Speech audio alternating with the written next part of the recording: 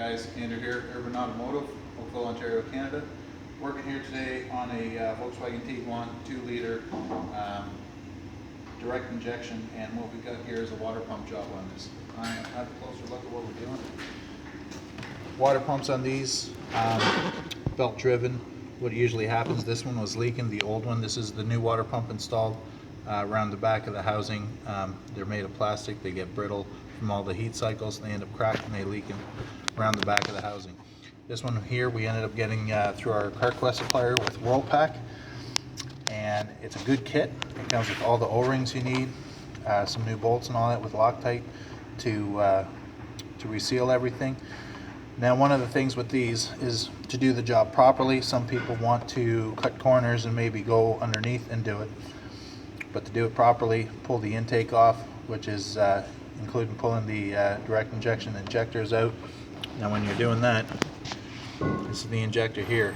It's got a Teflon seal because this goes directly into the combustion chamber.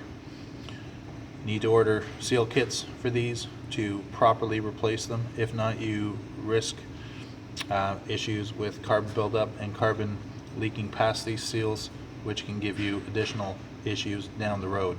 This requires a fresh tool to properly put them on and resize them, because Teflon doesn't, it's not like a rubber O-ring, and that's an important part in doing so. And if you're going to do the job properly, the other thing to do, numerous amount of bolts down here. Please, if you're doing this, put them back properly in where they came out. Some of them are different lengths and all that. I've seen in the past where you don't put a longer bolt in where it should require a short bolt, you can crack the housing kind of thing. So it's not the easiest job to do, but it is straightforward, and it does require some special tools. So if you've got a 2-liter Volkswagen Audi engine, we can take care of you here at Urban Automotive.